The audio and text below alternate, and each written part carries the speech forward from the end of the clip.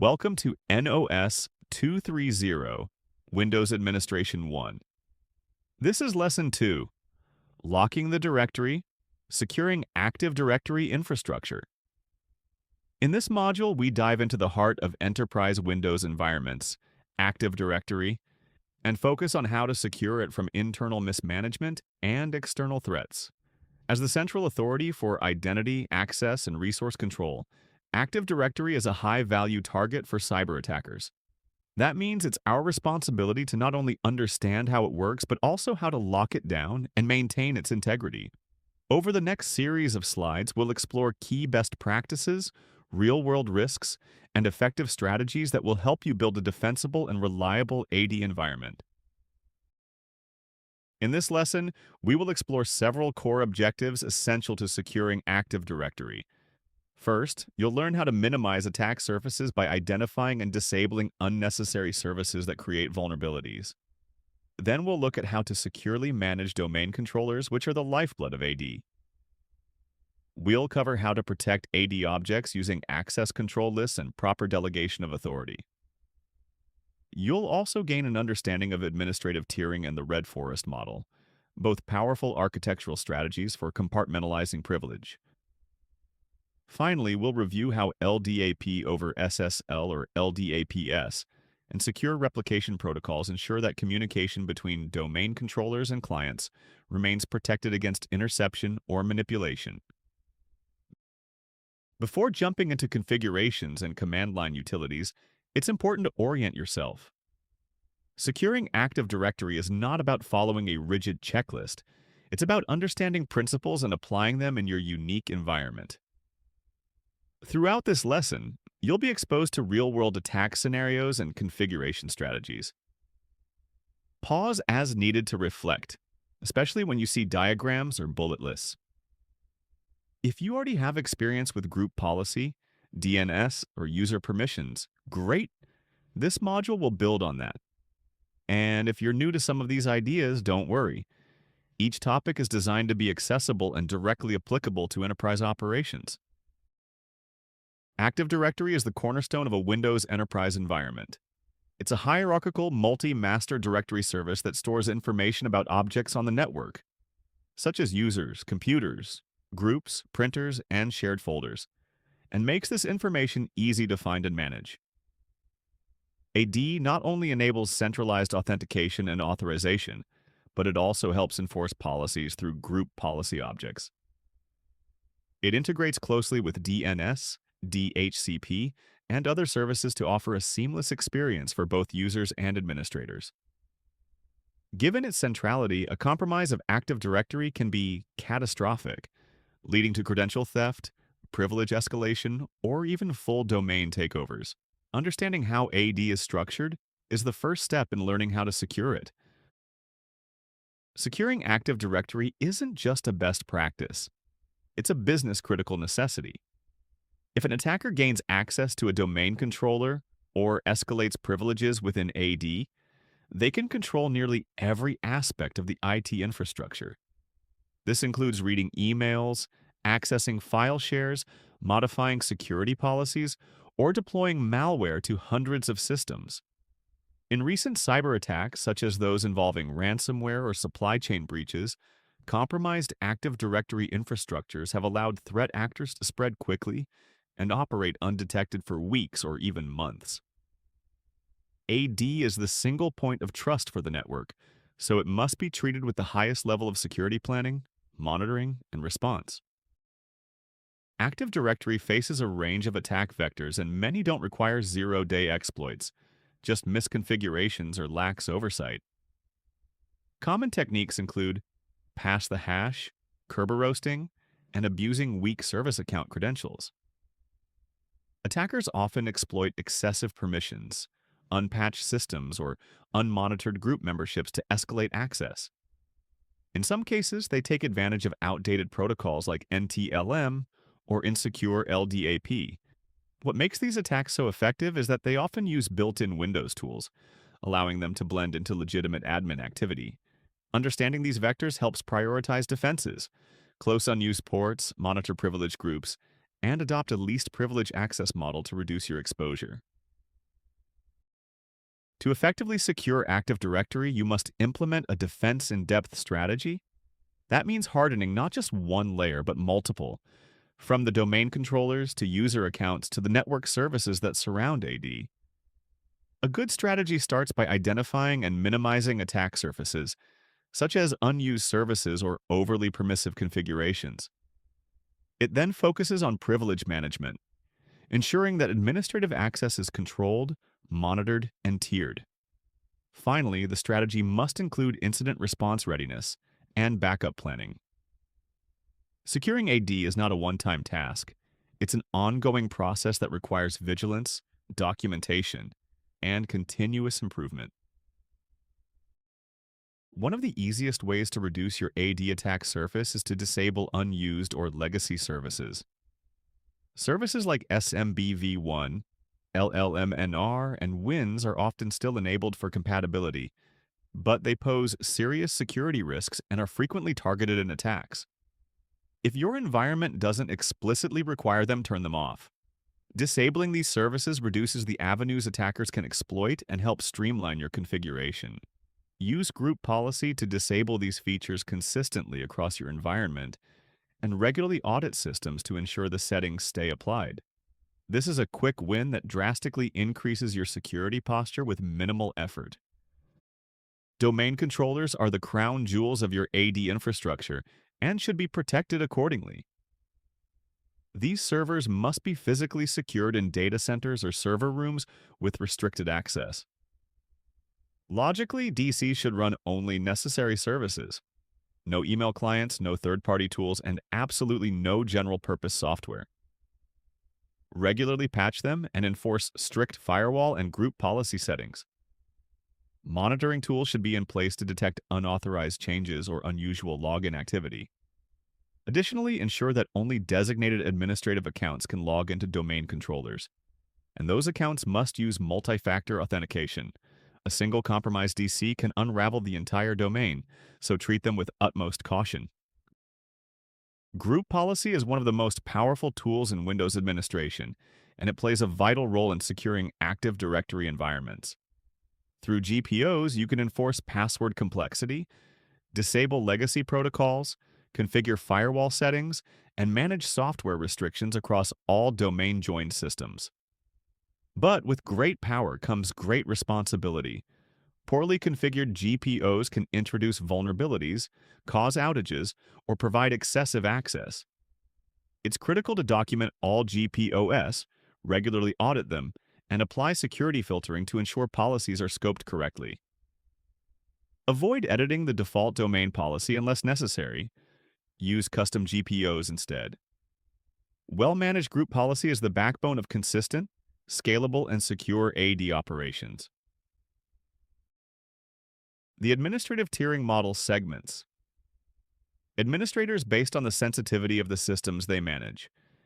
At Tier 0, you have domain controllers and other enterprise critical services. Tier 1 includes application and file servers, and Tier 2 covers user workstations. Admin accounts should be dedicated to their respective tier and should not be reused across multiple tiers. This model prevents attackers from compromising a lower-tier system, like a user's laptop, and using that access to leapfrog into higher-value targets. It also enforces good hygiene by requiring separate accounts and stricter policies for elevated roles. Tiered administration, when applied correctly, makes lateral movement significantly harder for attackers. The Red Forest model, also called the Enhanced Security Administrative Environment, ESAE, is a secure architecture where privileged operations are performed in a separate administrative forest isolated from the production environment. In this model, high-value admin accounts only operate inside the Red Forest, using hardened privileged access workstations, PAWs, never in the regular domain. This setup helps prevent credential theft and lateral movement from compromised user systems. It's a complex model often used in large or highly regulated organizations, but it's extremely effective in defending against advanced, persistent threats. While not every organization may adopt a full Red Forest, its principles like isolation and minimal privilege are widely applicable. Least privilege is a foundational principle in cybersecurity, and it applies heavily to AD. Users and admins alike should have only the permissions they need, no more, no less. For administrative tasks, use delegation instead of granting full control. For example, allow help desk staff to reset passwords in a specific OU without giving them access to the entire domain. Proper delegation helps scale IT operations without compromising security. Use security groups for assignment rather than individual users to simplify auditing and revocation. Always review and document delegation settings and audit them regularly to prevent privilege creep. Authentication is how AD validates identities, and if those protocols are weak, everything built on top of them is at risk. Legacy protocols like NTLM are still widely used, but are vulnerable to pass the hash and relay attacks. Kerberos is more secure, but it too can be abused through techniques like Kerber roasting. You should disable NTLM wherever possible, enforce Kerberos-only policies, and require complex, rotating passwords, especially for service accounts. Additionally, implement multi-factor authentication for all privileged accounts. When your authentication protocols are strong and hardened, attackers face a far steeper challenge in gaining a foothold in your environment. Lightweight Directory Access Protocol, or LDAP, is used to query Active Directory, but it transmits data in clear text by default. This makes it highly vulnerable to interception, especially in environments with weak network segmentation. LDAPs, or LDAP over SSL, encrypts the communication channel, protecting sensitive credentials and directory queries from snooping.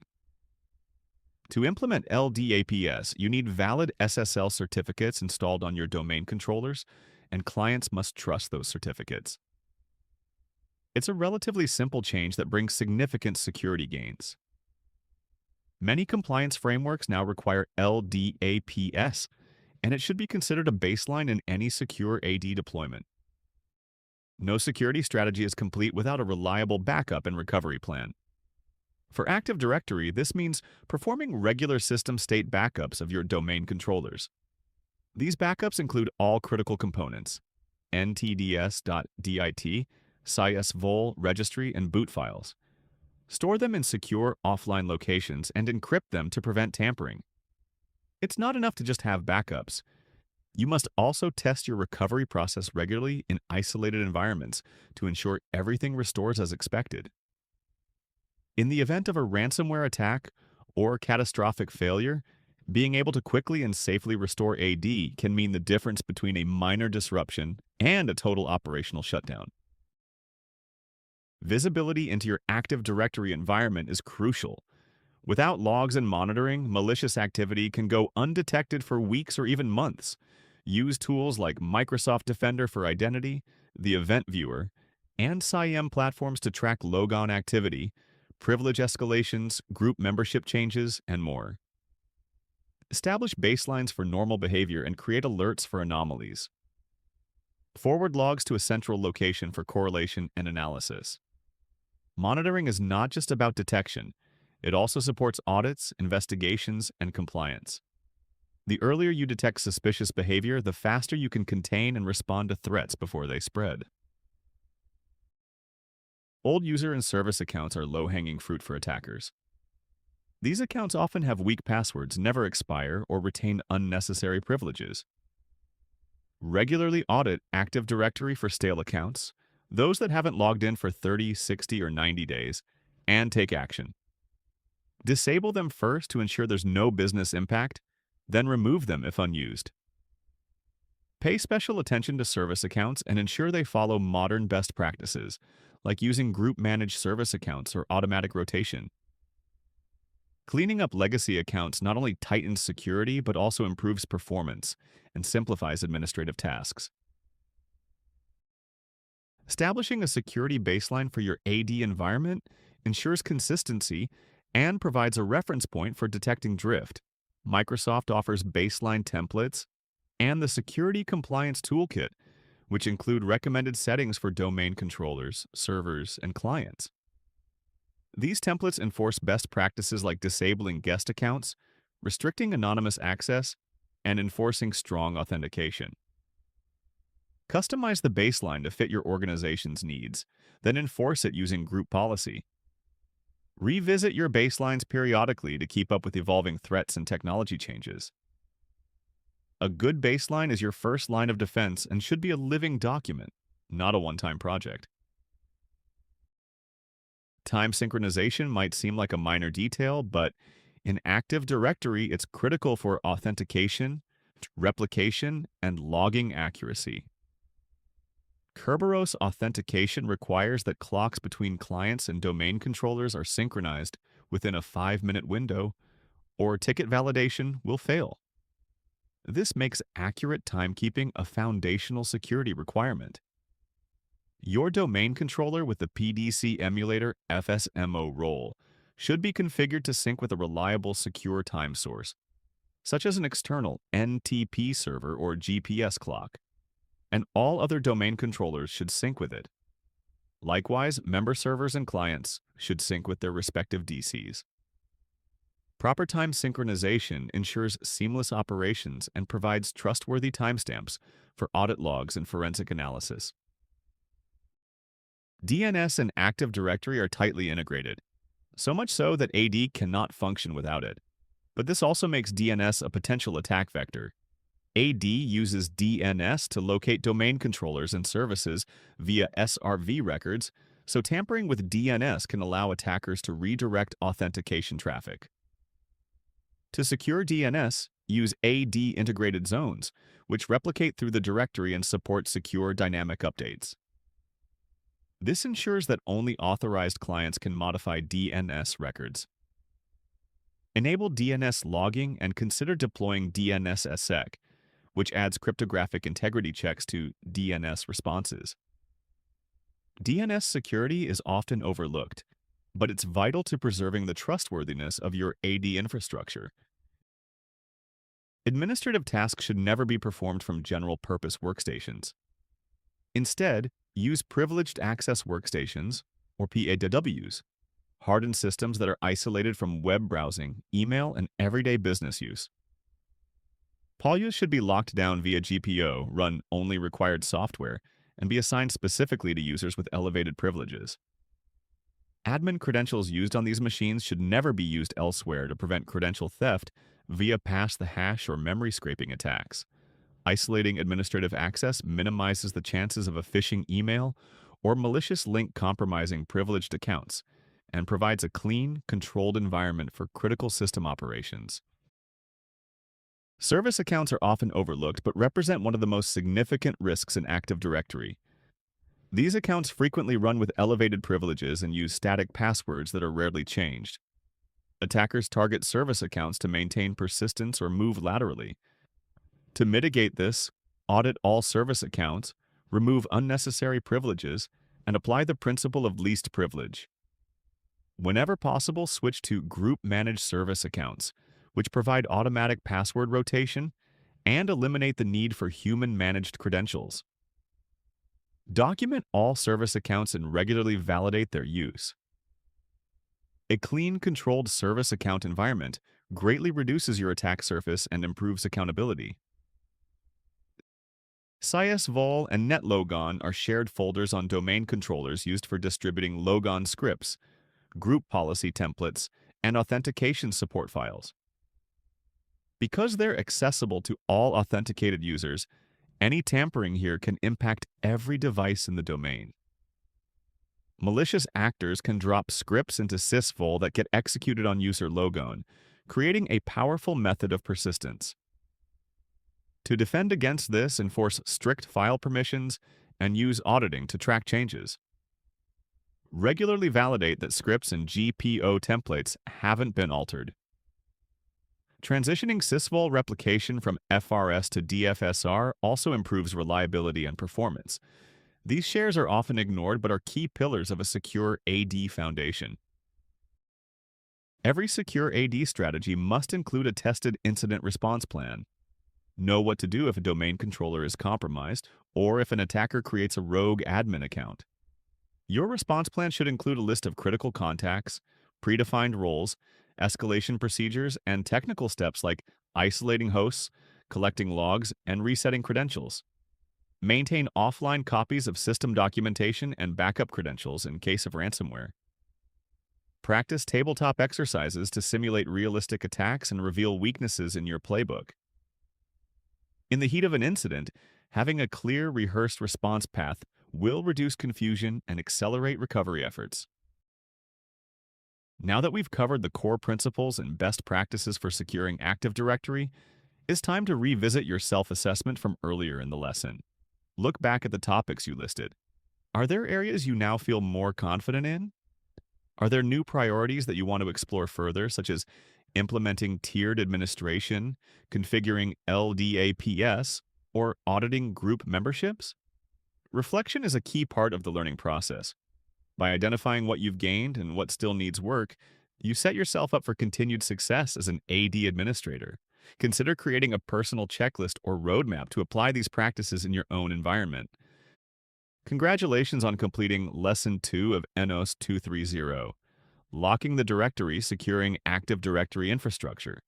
You've now gained a deeper understanding of the critical role AD plays in enterprise security, along with concrete strategies to protect it. From minimizing attack surfaces and securing domain controllers to using delegation, managing service accounts, and preparing for incidents, you are now equipped with the knowledge to build and defend a resilient Active Directory environment.